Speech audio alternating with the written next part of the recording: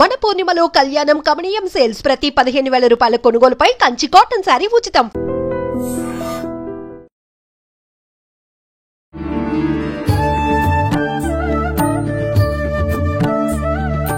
నమస్కారం, welcome to I dream. ధర్మ మార్గం విత్ విజిత కార్యక్రమానికి స్వాగతం. ప్రస్తుతం మనతో పాటు ఉన్నారు ప్రముఖ ఆధ్యాత్మికవేత్త, హనుమత్ మరియు శ్రీ విద్యా ఉపాసకులు బ్రహ్మశ్రీ శివయోగి సిస్లా జయశంకర్ గారు. ఇప్పుడు గురుగారితో మాట్లాడి మరిన్ని విషయాలు తెలుసుకుందాం. నమస్కారం గురుగారు. ఆయుష్మతి భవ. గురుగారు, మనకు సెప్టెంబర్ 22 నుంచి అక్టోబర్ 2వ తారీఖు వరకు కూడా శరన్నవరాత్రులు జరుగుతూ ఉంటాయి. అయితే ఈసారి మనకు ఆల్రెడీ ప్రారంభం అయిపోయాయి కూడా. చాలామంది మొదటి రోజు నుంచే నవరాత్రుల ప్రారంభం నుంచే చేయలేని వారు, ఏదైనా ఆటంకం వచ్చి మొదలు పెట్టని వారు ఇంక ఈ సంవత్సరం ఇంతే, నేను అమ్మవారికి పూజ చేసుకోలేకపోయాను నవరాత్రుల్లో ఈ 9 రోజులు కూడా అని బాధపడుతూ ఉంటారు. మరి అటువంటి వారికి అంటే మన సనాతన ధర్మంలో, మన పూజల్లో వీటిల్లో చాలా మనకు సౌలభ్యాలు కల్పించారు పెద్దవాళ్ళు. ఇలా కుదరకపోతే ఇలా చేసుకోవచ్చు అని. ఈ నవరాత్రుల్లో కూడా ఈ 9 రోజులు కుదరకపోతే ఆఖరి 3 రోజులు చేసుకున్నా కూడా విశేషమైన ఫలితం ఉంటుంది అని, ముఖ్యంగా ఫలితం పక్కన పెడితే అమ్మవారి అనుగ్రహం ఉంటుంది అని చెప్పి భావిస్తూ ఉంటాం. ఫలితం అంటే అదే కదమ్మా, అమ్మవారి అనుగ్రహమే ఫలితం. అదే, అంతే అనుకోవచ్చు. సో అందుకని ఈ ఆఖరి 3 రోజులు అంటే దుర్గాష్టమి, మహానవమి, విజయదశమి విశేషంగా చాలా మంది చేస్తారు. శ్రీదేవి శరన్నవరాత్రులు 9 రోజులు చేయలేని వాళ్ళు ఈ ఆఖరి 3 రోజులు చేస్తారు. శాస్త్రం ఏం చెప్తుందంటే 9 రోజులు ఈ అమ్మవారికి శరన్నవరాత్రోత్సవాలు ఉపాసకులు ముఖ్యంగా అమ్మవారిని ఉపాసించి పూజిస్తే ఆవిడ అనుగ్రహం పరిపూర్ణంగా లభిస్తుంది అని ఆనవాయితీగా నవరాత్రులు చేసేవాళ్ళు కలశ స్థాపన చేసి 9 రోజులు కూడా దీక్ష పూని పొగలల్లా ఉపవాసం ఉండి, దీంట్లో ఎట్లా ఉంటుందంటే దేవి శరన్నవరాత్రుల్లో రోజుకి ఒక పూట పూజ చేసుకునే విధానం ఉంటుంది సింపుల్గా. కొంతమంది బాగా డెడికేటెడ్గా నవరాత్రులు చేసేవాళ్ళు 3 పూటలా పూజలు చేస్తారు. పొద్దున, మధ్యాహ్నం, సాయంత్రం 3 పూట్ల డిఫరెంట్ నైవేద్యాలు పెడతారు. కానీ మహానివేదన రాత్రిపూట పెడతారు. పొద్దున, మధ్యాహ్నం అల్పాహారం లాగా, అంటే ఏదైనా స్వీట్ లాగాను, గారెల్లాగాను, పాయసం లాగాను అట్లా పెడతారు. రాత్రిపూట వచ్చేసి మహానివేదన, అన్నం, పప్పు, కూర, భక్ష్యం, భోజ్యం అన్నీ పంచభక్ష పరమాణాలు అంటారు కదా, వాళ్ళ శక్తి కొలది వాళ్ళు రాత్రిపూట నివేదించి అప్పుడే వాళ్ళు కూడా భోజనం చేస్తారు. ఇదొక పద్ధతి. ఇంకా డీప్గా అమ్మవారి భక్తులు ఇమ్మర్స్ అయిపోయిన పెద్ద పెద్ద పీఠాల్లో, శృంగేరి శారదాపీఠం కానివ్వండి, కంచి కామాక్షి పీఠం కానివ్వండి, లేదా పుష్పగిరి పీఠం కానివ్వండి, ఇలాంటి పెద్ద పెద్ద పీఠాల్లో షట్కాల పూజను చేస్తారు. అంటే 6 యామాల్లో 6 పూజలు చేస్తారు. రోజుకి 6 పూజలు చేస్తారు. ఏ సమయంలో ఉంటుంది గురుగారు? 4 గంటలకు ఒక యామం, ప్రతి 4 గంటలకు ఒక యామం. 6 4 24 గంటలు, అంటే రౌండ్ ద క్లాక్ పూజలు జరుగుతాయి అన్నమాట. ఇది అందరూ చేయలేరు, చేయాలన్నా చేయలేరు. ఇది చాలా నియమనిష్టలతో కూడుకొని ఇంకా సాక్షాత్ అమ్మవారు అక్కడ కూర్చొని పూజలు చేయించుకునే విధంగా ఉంటుంది. అంత పవర్ఫుల్గా ఉంటుంది. సో విత్తం కొద్దీ వైభోగం, మన దగ్గర మన భక్తి కొద్దీ, మనం చేసే ఇది కొద్దీ అక్కడ అమ్మవారు అన్ని రకాలుగా కూడా పూజలు అందుకుంటుంది. అయితే ఏదైనా మనసు ప్రధానం. శ్రద్ధాభక్తులతో మన మనస్సుని, అంటే మన మనసును కానీ, లేదా మనకు స్తోమత లేకపోయినా అప్పు చేసి కానీ, లేదా నాకు స్తోమత లేదని బాధపడుతూ కానీ, లేదా వేరే బడ్జెట్ని తీసుకొచ్చి ఈ పూజల్లో పెట్టి మీరు చిరాకు పడుతూ, బాధపడుతూ, కష్టపడుతూ చేయటం కానీ అమ్మవారు ఒప్పుకోదు. మన శక్తి కొలది చేసుకోవాలి. మీ శక్తి కొలది మన ఎంతవరకు శక్తి ఉంటుందో ఆర్థికంగా అంతవరకు చేసుకొని ఆ రకంగా ముందుకు వెళ్ళడం అనేది విధాయకం. ఇప్పుడు మీరు అన్నట్టు 10 రోజులు పూజలు చేయలేని వాళ్ళు, నవరాత్రులు చేయలేని వాళ్ళు, నెక్స్ట్ ఆప్షన్ ఏంటంటే మూలా నక్షత్రం సరస్వతీదేవి అలంకారం దగ్గర నుంచి మహాసరస్వతి, దుర్గాదేవి అంటే దుర్గాష్టమి, మహర్నవమి, విజయదశమి, ఈ 4 రోజులు చేసుకోవాలి కంపల్సరీ. తిథుల ప్రకారంగా అయితే ఏ రోజు నుంచి ప్రారంభం గురుగారు? సప్తమి, మూలా నక్షత్రం ఒక రోజు వస్తాయి. కానీ ఈసారి కొంచెం తిథులు కాస్త అటు ఇటుగా రావడం వల్ల సరస్వతీదేవి అలంకారం మూలా నక్షత్రం అష్టమి రోజు వచ్చింది. సో అందుకని ఈసారి నవరాత్రులు 10 రకాల అలంకారాలు ఉంటాయి. మామూలుగా 9 రకాల అలంకారాలు అయితే ఈసారి 10 రకాల అలంకారాలు, 11 అలంకారం కూడా ఉంటుంది. 10 అవతారాలు అంటే విజయదశమి రోజు రాజరాజేశ్వరి దేవి ఉంటుంది. అట్లాగే ఈసారి ఒక రోజు ఎక్స్ట్రా అనమాట. అంటే 11 రోజులు శరన్నవరాత్రి ఉత్సవాలు జరిగినాయి అనమాట. ఎందుకని గురుగారు ఒక రోజు ఎక్కువగా ఈసారి? తిథి మధ్యాహ్నం దాకా ఒక తిథి ఉండి మధ్యాహ్నం నుంచి ఇంకో తిథి ఉండటం వల్ల, ఇవి నవరాత్రి పూజలు అవటం వల్ల రాత్రిపూట చేసే ఆ తిథి ఉండాలి కాబట్టి. ఇప్పుడు దుర్గాష్టమి అన్నాం అనుకోండి, దుర్గాష్టమి పూజ రాత్రిపూట అష్టమి ఉంటేనే కుదురుతుంది. అట్లా మహర్నవమి రాత్రిపూట అసలు నవమి ఉండాలి. సో ఆ ప్రాసెస్లో ఒక రోజు ఎక్కువ వచ్చిందనమాట ఈసారి. 11 రకాల అలంకారాలు. ఏదేమైనప్పటికీ కూడా 29వ తారీఖు సెప్టెంబర్ 29వ తారీఖు శ్రీ మహాసరస్వతి దేవి అలంకారం, మూలా నక్షత్రం ఆ రోజు. అక్కడి నుంచి మూలా నక్షత్రం అనేది విద్యకి అన్ని రకాలుగా సరస్వతీ దేవిని మనం పూజించుకున్నాం. అంటే మనం సకల విద్యల్ని ప్రసాదించే తల్లి కాబట్టి ఆ అమ్మవారిని కొలిస్తే మనకు అన్ని విద్యలు వస్తాయి, బుద్ధి జ్ఞానము విద్య అన్ని వస్తాయి. సో విద్య ఉంటే అన్ని సాధించుకోవచ్చు కాబట్టి అక్కడి నుంచి పూజ చేసుకోవచ్చు. లేకపోతే 3 రోజులు దుర్గాష్టమి, మహర్నవమి, విజయదశమి చేసుకోవచ్చు. లేకపోతే అది కూడా కుదరదు అంటే మటుకు ఖచ్చితంగా మహర్నవమి రోజు, నవమి రోజు అమ్మవారి దుర్గా పూజ చేయాలి కంపల్సరీ. ఆఖరి రోజు కన్నా ముందు రోజు. ఆఖరి రోజు విజయదశమి అందరూ పండగ చేసుకుంటారు. ఆ రోజున మీరు పూజ చేసినా చేయకపోయినా మీరు ఇంట్లో వండుకున్న అమ్మవారికి నివేదించి మీ శక్తి కొలది చేసుకోవచ్చు. కానీ ఏదేమైనా కూడా పూజ, అమ్మవారికి పూజ, శక్తికి పూజ అనేది మహర్నవమి చాలా విశేషం అన్నమాట. ఇప్పుడు ఒకవేళ మీరన్నట్టుగా ఈ ఆఖరి 4 రోజులు చేయాలన్నా, 3 రోజులు చేయాలన్నా ఒక్కొక్క రోజు ఒక్కొక్క అవతారంగానే అమ్మవారిని తీసుకుంటాం కాబట్టి ఆ రోజు రూపం ఏంటి, ఆ రూపంలో ఉన్న అమ్మవారిని ప్రత్యేకంగా ఈ రంగు వస్త్రాలు అని అంటూ ఉంటారు. ఆ రంగు ఏంటి, ఆ నివేదనలు ఏంటి, అమ్మవారి నైవేద్యాలు తప్పకుండా తెలుసుకుందాం అమ్మా. 29వ తారీఖు శ్రీ మహాసరస్వతి దేవి అలంకారం. ఆ రోజు అమ్మవారికి సరస్వతీ దేవికి తెల్లటి రంగు చీర. అయితే ముత్తైదుకి తెల్ల రంగు కట్టకూడదు కదా, అందుకని గ్రాండ్గా బార్డర్ ఉన్న తెల్ల చీర కట్టాలి. సెల్ఫ్ డిజైన్ ఉండి, అంటే మధ్యలో చమ్కీలు బుట్టాలు ఏవో ఉండి తెల్ల చీర, మధ్యలో బుట్ట అవన్నీ ఉండాలి. గ్రాండ్గా బార్డర్ గోల్డ్ కలర్లోను, పింక్ కలర్లోను, ఆకుపచ్చ రంగులోను, ఎరుపు రంగులోను, ఏదైనా సరే అమ్మవారికి ఇష్టం. ఆ రంగు చీరను అమ్మవారికి సమర్పించాలి. అంటే మీ ఇంట్లో మీకు చీర కట్టుకునే విధానం ఉంటే అమ్మవారికి కట్టచ్చు, గుళ్ళో అయితే కడతారు. ఇంట్లో మనం ఫోటోలకో లేకపోతే చిన్న విగ్రహాలకో కట్టలేం కాబట్టి అమ్మవారికి ఆ చీర సమర్పించి మళ్ళీ మీరు వాడుకోవచ్చు, దాంట్లో తప్పేం లేదు. ఆ రోజు అమ్మవారికి అల్లం వేసిన గారెల్ని, క్షీర పాయసాన్ని నివేదించాలి. అల్లం వేసిన గారెల్ని, క్షీర పాయసాన్ని నివేదించాలి. ఆ రోజు అమ్మవారిని వాగ్దేవ్యై చ విద్మహే బ్రహ్మపత్న్యై చ ధీమహి తన్నో వాణి ప్రచోదయాత్ అనే ఈ మంత్రంతోని అమ్మవారిని పూజ చేసుకోవాలి. లేదా మీకు ఇంకా ఇతరత్ర సరస్వతీదేవి అష్టోత్తర నామాలు చదువుకోవచ్చు, లేదా లలితాష్టోత్రం చదువుకోవచ్చు, లలితా సహస్రనామం చేసుకోవచ్చు. ప్రత్యేకంగా మటుకు నన్ను అడిగితే ఈ మంత్రం ఆ రోజు ఎక్కువగా జపించుకోవడం వల్ల అమ్మవారి అనుగ్రహం లభిస్తుంది. వాగ్దేవ్యై చ విద్మహే బ్రహ్మపత్న్యై చ ధీమహి తన్నో వాణి ప్రచోదయాత్, ఈ మంత్రంతోనే ఆ రోజు అమ్మవారిని ఆరాధించాలి. తద్వారా మనకి సకల విద్యలు, జ్ఞానము సంప్రాప్తిస్తాయి. ఎన్నిసార్లు సాధ్యపడితే అన్నిసార్లు మీ మనసు అంటే కనీసం ఒక 11 సార్లకు తగ్గకుండా చేసుకోవడం అనేది ఉత్తమమైన పని.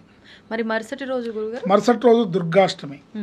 ఈ దుర్గాష్టమి రోజు అమ్మవారికి ఎర్రటి చీర, గారెలు, పులిహార ఇవి నివేదించాలి అమ్మవారికి. ఎర్ర చీర, మరి బార్డర్ ఏది ఉన్నా పర్లేదు. అమ్మవారు అంటే ఆ అమ్మవారికి పెట్టేది ప్రధానంగా ఎర్ర చీర ఉండాలి. గారెలు, పులిహోర ఇవి ఖచ్చితంగా. మిగతావన్నీ కూడా అంటే ప్రతిరోజు కూడా దైవారాధనలో ప్రతి వాళ్ళు గుర్తుపెట్టుకోవాల్సింది ఏంటంటే ఏం పెట్టినా పెట్టకపోయినా పానకం, వడపప్పు, కొబ్బరికాయ కంపల్సరీ పెట్టాలి, ఖచ్చితంగా ఉండాల్సిందే. పానకం, వడపప్పు, కొబ్బరికాయ, కుదిరితే అరటిపళ్ళు. వీటిల్లో ఏంటంటే వీటికి నిర్మాల్య దోషాలు ఉన్నాయి. అంటే అది తగిలింది సరిగ్గా ఉండట్లేదు, శుచి శుభ్రత లేదు అనే వాటికి దోషం ఉండదు. పానకం, వడపప్పు, నివేదిస్తే మహా నివేదన పెట్టినట్టు అనమాట. అంటే అన్నం పప్పు కూర వేసి విందు భోజనం పెడితే అమ్మవారికి ఎంతో అట్లా పెట్టిన ఫలితం ఉంటుంది. కనుక పైన మీరు ఎన్ని చేసినా పానకం, వడపప్పు, కొబ్బరికాయ, అరటిపళ్ళు ఉండేటట్టు చూసుకొని పులిహార, గారెలు అమ్మవారికి నివేదించాలి. ఆ రోజు అమ్మవారిని స్మరించే మంత్రం ఏంటంటే సర్వస్వరూపే సర్వేసే సర్వశక్తి సమన్వితే భయేభ్యస్త్రాహినో దేవి దుర్గే దేవి నమోస్తుతే. సర్వస్వరూపే సర్వేసే సర్వశక్తి సమన్వితే అంటే అన్ని రూపాలు ఆవిడవే, అన్ని శక్తులు ఆవిడవే, అన్ని శక్తులు ఆవిడవే, అన్ని శక్తుల్ని కూడా కంట్రోల్ చేయగలిగిన సూపర్ శక్తి ఆవిడది. సర్వశక్తి సమన్వితే ఎటువంటి శక్తినైనా ఆపగలిగిన, ఆమె అధీనంలో ఉంచుకోగల కెపాసిటీ ఆవిడకుంటుంది. భయేభ్యస్త్రాహినో దేవి దుర్గే దేవి నమోస్తుతే. సకల భయాల్ని పోగొట్టి అభయాన్నిచ్చే ఆ దుర్గామాతకి నేను నమస్కరిస్తున్నాను అని ఈ మంత్రం అర్థం. సర్వస్వరూపే సర్వేసే సర్వశక్తి సమన్వితే భయేభ్యస్త్రాహినో దేవి దుర్గే దేవి నమోస్తుతే అని చేసుకోవాలి. ఇక నెక్స్ట్ మరునాడు మహర్నవమి. ఈ మహర్నవమి రోజు మహిషాసుర మర్దినీ దేవి పూజ. ఈ 10 రోజుల్లో మీరు ఎలా చేసినా కూడా ఈ రోజు మటుకు డెడికేటెడ్గా అమ్మవారిని పూర్తిగా శరణాగతులమై అమ్మవారికి మనసుని తనువుని సమర్పించుకొని పరిపూర్ణంగా చిత్తశుద్ధితో ఆ రోజు మనం అమ్మవారిని అర్చించాలి. వీలుంటే 3 సార్లు లలితా సహస్రనామ స్తోత్ర పారాయణ చేసుకోవడం, లలితా స్తోత్రం చేసుకోవడం, 3 పూట్ల పూజ చేయడం మంచి ఫలితాన్ని ఇస్తుంది. కనీసం ఒక్కరోజు ఆ రోజు అమ్మవారికి నీలం రంగు చీర, నీలం రంగు జాకెట్ బట్ట, పూర్ణాలు, పులిహార, పాయసం, గారెలు నివేదన. పూర్ణాలు, పులిహార, పాయసం, గారెలు. పాయసం అంటే సేమియా పాయసం కాదు, అన్నంతో చేసిన పాయసమే పాయసం, పరవాన్నం. అది మీరు బెల్లం వేసి చేసినా షుగర్ వేసి చేసినా పర్వాలేదు. అందులో మీరు జీడిపప్పులు, బాదం పప్పులు వేసినా వేపినా పర్వాలేదు, మీ శక్తి కొలది చేసుకోవచ్చు. అన్నంతో పాయసం చేయడం అనేది అక్కడ అమ్మవారికి విశేషం. అన్నం, పులిహోర, గారెలు, పాయసం, పూర్ణాలు ఇది ప్రధానమైనది. ఈ రోజు అమ్మవారిని మనం పూజించాల్సిన మంత్రం ఏంటంటే నమస్తే రుద్ర రూపిణ్యై నమస్తే మధుమర్ధిని నమస్తే కైటబహారిణ్యై నమస్తే మహిషాసురర్ధిని. నమస్తే రుద్ర రూపిణ్యై నమస్తే మధుమర్ధిని నమస్తే కైటబహారిణ్యై నమస్తే మహిషార్ధిని. ఈ శ్లోకంతోనే అమ్మవారిని ఆ రోజు మనం పూజించాలి. అంటే ఈ శ్లోకంలో రాక్షసుని సంహరించిండ్రు అనే అర్థం వస్తుంది గురుగారు. అంతే. అంటే ఆ ఏ శక్తి అయితే మధుకైటభమర్ధిని ఏ శక్తి అయితే ఆ రాక్షస సంహారం చేసి లోకాలన్నింటినీ కాపాడిందో ఆ దేవతకి నేను నమస్కరిస్తున్నాను అని అర్థం వస్తుంది. ఈ శ్లోకం ఆ రోజు ఈ మంత్రంతో అమ్మవారిని మనం అర్చించినా, పూజించినా, జపించినా, ధ్యానించినా అమ్మవారికి చాలా ఇష్టం అన్నమాట. సో ఆ శ్లోకంతో ఆ రోజు చేసుకోవాలి. ఒక రకంగా అంటే మనలో ఉన్న అలాంటి రాక్షస గుణాలు, క్వాలిటీస్ ఉన్న తీసేయమని కూడా అంతరార్థం అదే. అంతరార్థం అదే. ఆ రోజు ఆవిడ అది చేసింది.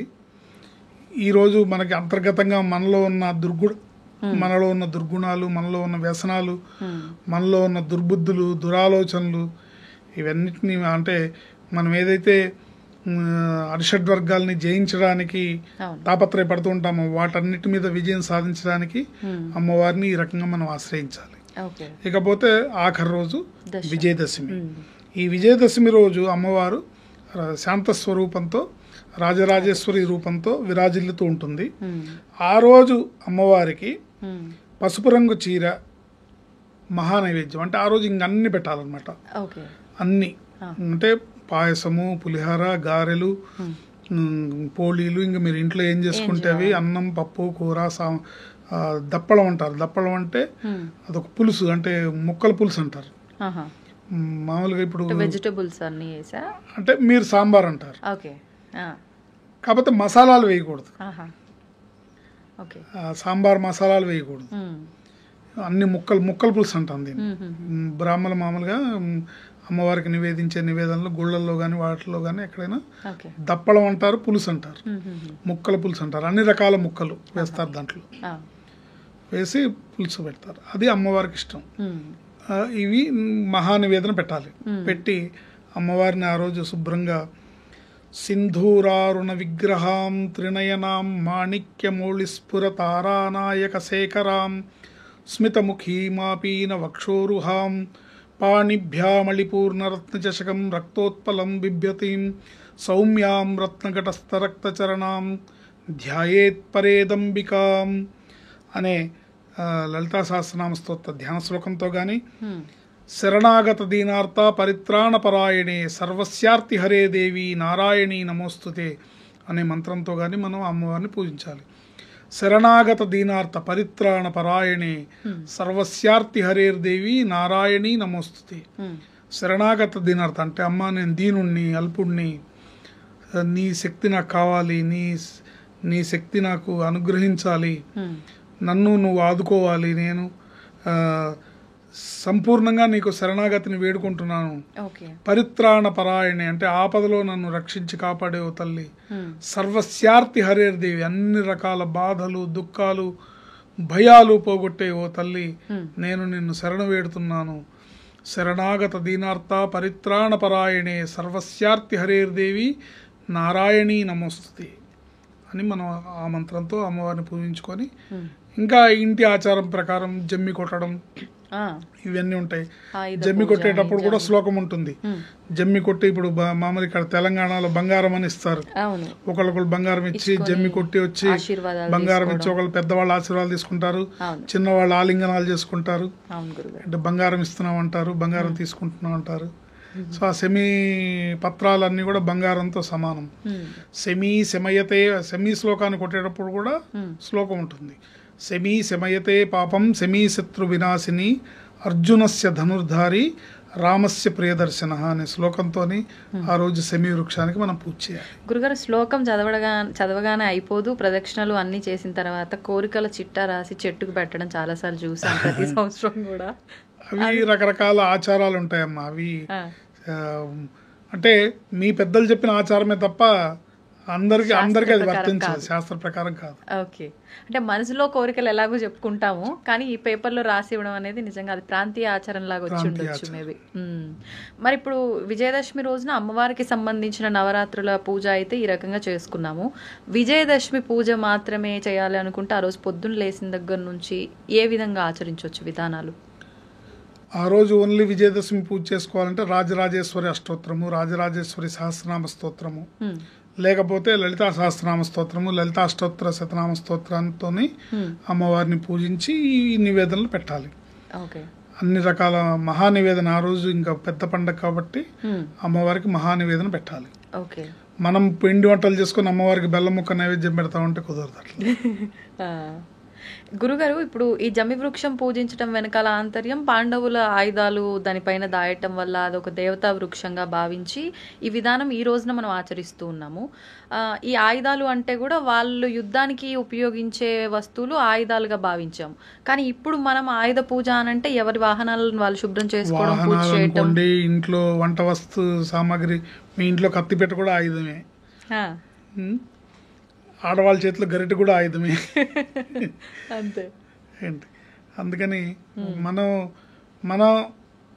మన వృత్తిరీత్యా మనం ఏమేమి వాడుకుంటాం అన్నిటికీ పూజ చేసుకోవచ్చు. ధన్యవాదాలు గురుగారు, చాలా మంచి విషయాలు తెలియజేశారు. And for more videos, please subscribe to iDream. Please subscribe to iDream. Please subscribe iDream. And please subscribe to iDream. For more videos, subscribe to iDream. please like, share and subscribe to the channel. Congratulations, iDream. Subscribe to iDream. Subscribe to iDream. So subscribe to iDream Media. iDream team andarki huge congratulations. Please subscribe iDream Media. Please subscribe to iDream. Subscribe iDream. Please subscribe to iDream. iDream అంటే నా కళల channel subscribe చేసుకున్న నోరు తిరుగుతలేదు, మీరైతే గంట గుర్తు కొట్టండి. For more such videos, please subscribe to iDream. Subscribe to iDream. Please subscribe to iDream. Please subscribe iDream Media. Please do subscribe to iDream. Please subscribe to iDream Media. For best entertainment and information, please subscribe iDream. And don't forget to subscribe to iDream.